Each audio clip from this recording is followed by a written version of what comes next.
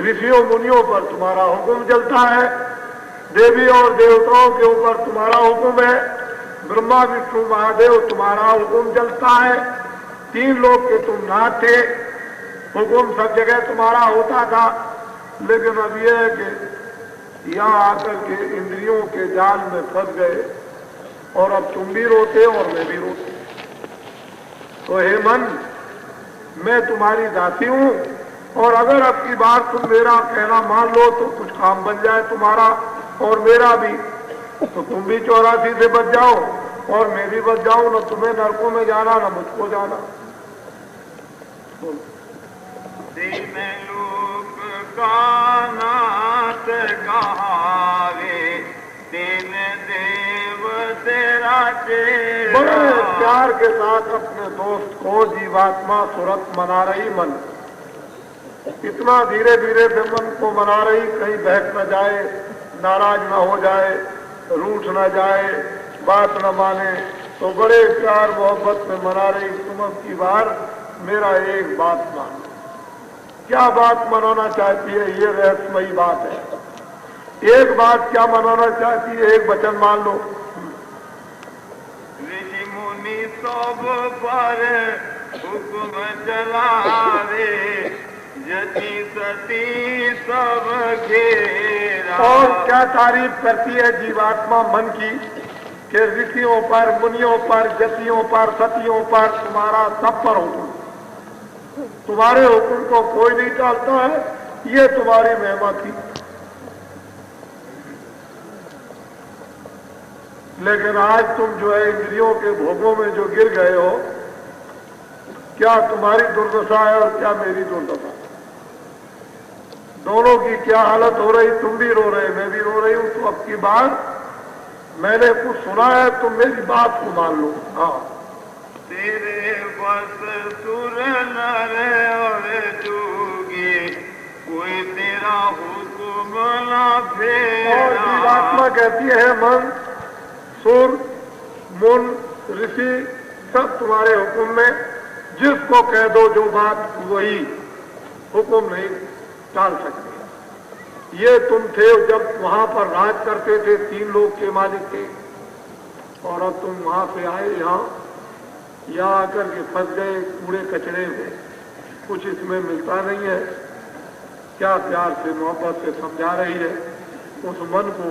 हाँ, जिस चाहे तिस जगत बताए, और चाहे तिस करे निवेरा। कहते हैं जिसको चाहो उसको तुम जगत में फंसा दो, जिसको चाहो उसको पार कर दो। सिंगी ऋषि ने 10,000 बरस तक उल्टे पेड़ पर टंग कर तपस्या की और कुछ नहीं खाया, हड्डी हड्डी उनकी दिखाई देती थी।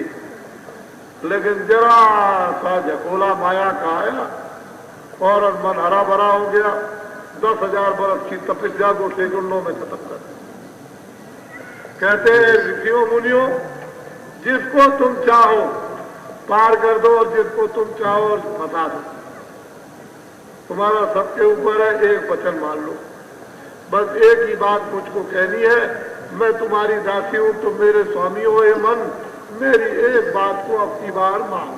हाँ, ऐसी महिमा सुनी तुम्हारी, ताते तुम पे करूनी। कहते हैं ये महिमा मैंने सुनी है कि इस तरह तुम 3 लोग के मालिक थे, तुम्हारा सब पर हुक्म होता था, कोई बात तुम्हारी टालते नहीं थे। ये मैंने महिमा जब सुनी तो मैं तुमसे निहोरा प्रार्थना मिन्नत करता हूं कि एक बात, हे मन, तुम मेरी मान। ये मन ही तो है सब कुछ कर रहा, और क्या करता? घमंड करता, गरुड़ करता, काम करता, क्रोध करता, लोभ करता, मोह करता। ये मन ही का तो सारा ही है। बैठे बैठे जो फिरते हैं, मन नहीं सोचने देता है। इंद्रियों के दरवाजों पर बैठ करके विषयों का जब रस लेता है तो उसे ये थोड़ी कि मुझे मनकंका घाट पर आना, ये उसको कुछ नहीं है। वो तो अभी तक शाम तक उधम करता था, तूफान करता था, लेकिन रात्रि को 2 घंटे के बाद में मनकंका घाट पर आ गया। ये उसे मालूम थोड़ी है, ये मनी का तो तूफान है और क्या। लेकिन वो जीवात्मा जानती है उसने कहीं ये कानों में सुन लिया कि मन की तो ये है, बिना मन की मदद के हे सूरत तुम कुछ नहीं कर सकती हो, इसलिए तुम मन को मना लो, उससे प्रार्थना करो, उसको समझाओ, उसको बुलाओ, बुझाओ, 84 की बात बताओ, नरकों की बात बताओ, जन्म मरण की पीड़ा बताओ और किसी तरह से उसको मना मुंह करके ठिकाने पर ले आओ। ऐसा बहका हुआ दुश्मन, इसीलिए तो मोहम्मद साहब ने कहा यही मन तो शैतान है, इसी मन से तो लोग तमाम तबाह हो गए, बर्बाद हो गए। इस मन को काबू में करने के लिए बड़ी बड़ी जुतियां निकाली और बड़े बड़े पोथे बन गए, लेकिन मन किसी के काबू में आया ही नहीं। मन बगैर नाम के तो काबू में आता नहीं। जब नाम की चोट पड़ती है, नाम एक शमशेर तलवार, उसके सामने जब ये खड़ा होता है तो इस मन के चिथड़े उड़ जाते हैं और इस मन को कोई भी बस में नहीं कर सकता है। वही नाम एक शिकंजा है, जब अपने में मन को फंसा देगा तो फिर नहीं छोड़ता। ये है मन, जिसको मनाया जा रहा, समझाया जा रहा, वो जीवात्मा सत्पुरुष की अंश है। और मन ये तो बीच में से एक बखेड़ा खड़ा हो गया, ये यहाँ पर मौज चौज ले रहा, मिलता है उसको कुछ नहीं। हाँ, इस तन नगरी तुझ देश में क्यों कदी होए पड़े क्या जीवात्मा समझाती है कि हे मन इस तुच्छ नगरी, तुच्छ देश में, ये तन नगरी और तुच्छ देश, ये तन नगरी इसमें तुम और ये तुच्छ देश नासमान, और तुम कैदी होकर के यहाँ पड़े हो और जन्म मरण की पीड़ा भोग रहे हो, नरकों और 84 में जा रहे हो। क्या है ये? कुछ नहीं। ऐसी सूरत जब समझा रही उसको ऊंच और नीच, तब इस मन को समझ आए कि निवरना कहाँ आने वाली, जब जरा जरा भी चीज में बहक जाते हैं। हाँ, सतगुरु मुँह से कहा वचन एक, मन को संग ले चलो सवेरा। वो सूरत कहती है कि हे मन, मुझे सतगुरु ने ये बताया कि हे सूरज तू मन को अगर साथ ले ले तो अपने घर की तरफ में घूम जाएगी, तू चली जाएगी, अपने घर में पहुंच जाएगी। अगर मन को तूने साथ नहीं लिया तो तेरा जाना नहीं हो सकता। तो मन को क्या चाहिए? आनंद। इंद्रियों के दरवाजों पर मन क्या लेता? आनंद क्षणिक।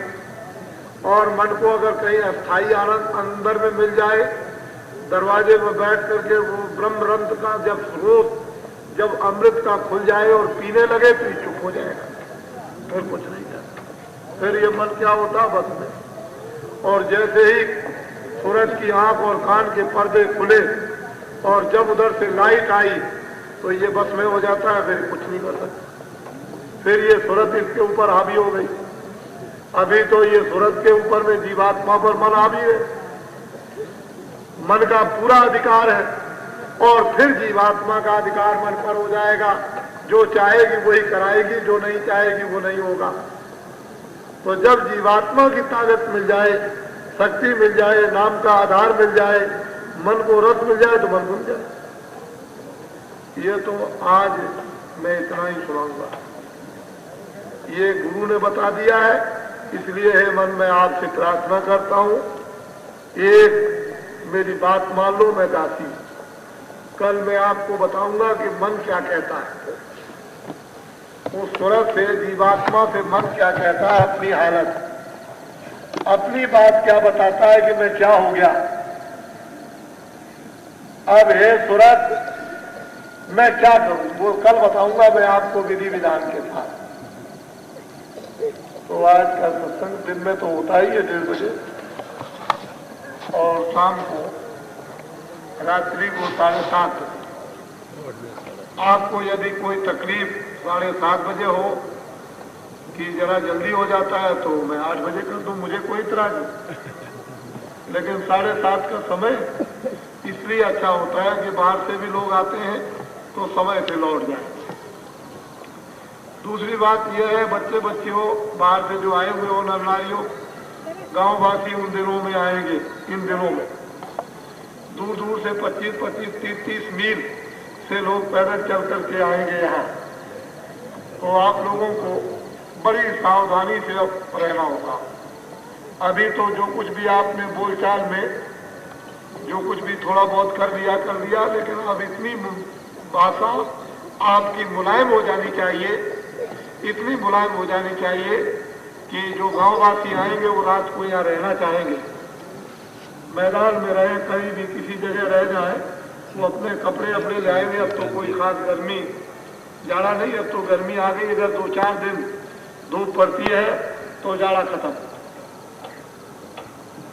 इसलिए वो गांववासी रात को अपने बच्चों को लेकर के भी आएंगे तो आपको बहुत ही सतर्कता उनके उठाने बैठाने की करनी पड़ेगी। मैं इसीलिए अनुरोध करता था कुछ दुकानदारों से कुछ खाने पीने की सामग्री कुछ रखेंगे तो आपकी जो यहाँ रहेगी सब बिक जाएगी। ऐसी कोई बात नहीं थी, लेकिन दुकानदारों को